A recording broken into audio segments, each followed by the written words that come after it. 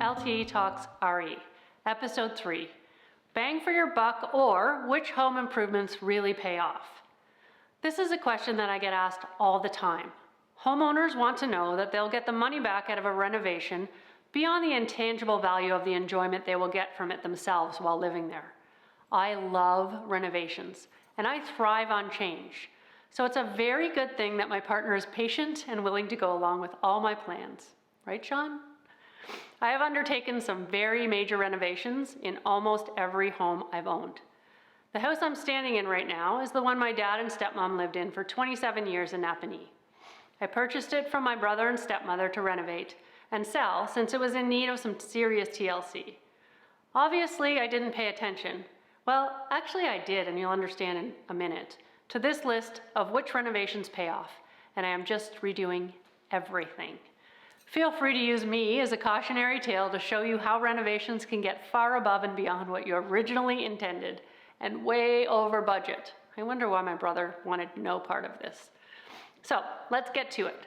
First and foremost, buyers want to take the basic systems for granted. Things like furnace, roof, siding, windows, electrical and plumbing. They want to know that the roof doesn't leak and the air conditioning and plumbing work. Maintenance can chew up a lot of cash quickly, and people are afraid of that.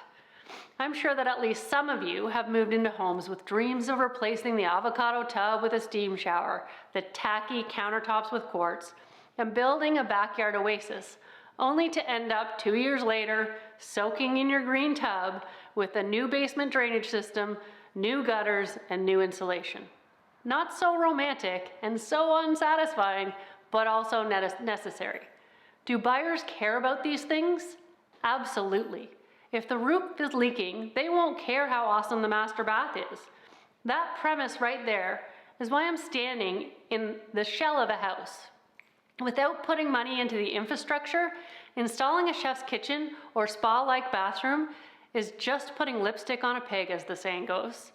So in this case, I definitely put my money where my mouth is. Especially as a real estate professional who will be a representative of this property, I could not address these basic systems.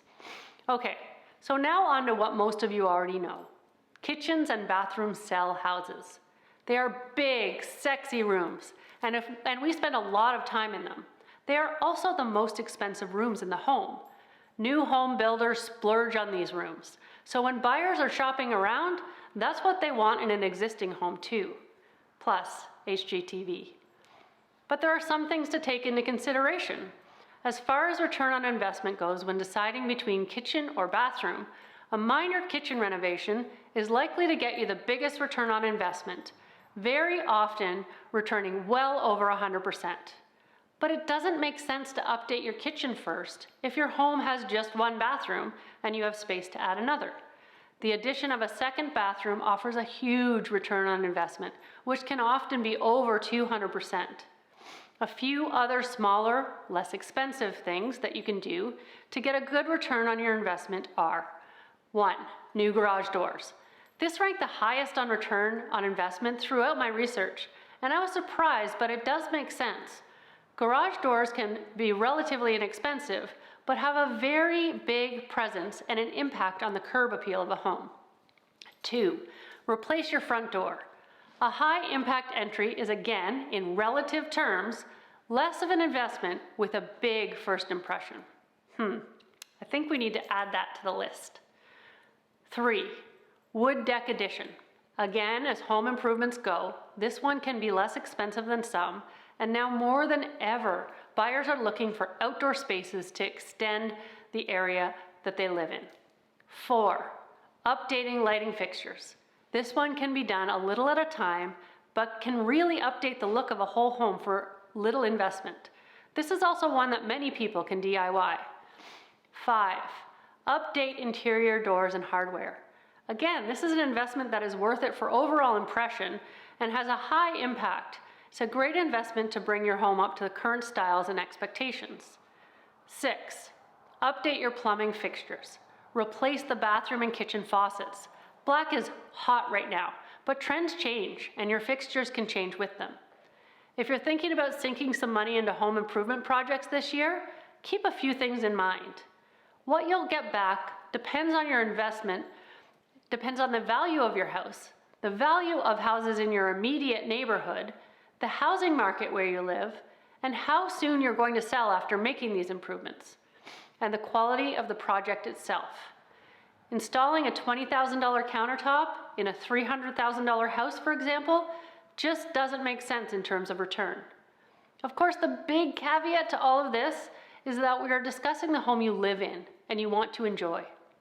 This renovation here is on a house I will never live in, and so the decisions I'm making are not for my own enjoyment.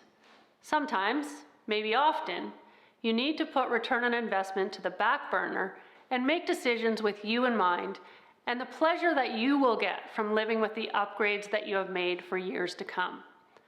Well, that's all for this episode of LT Talks RE. Check it out next week when I talk about things you should do to get your house ready to list.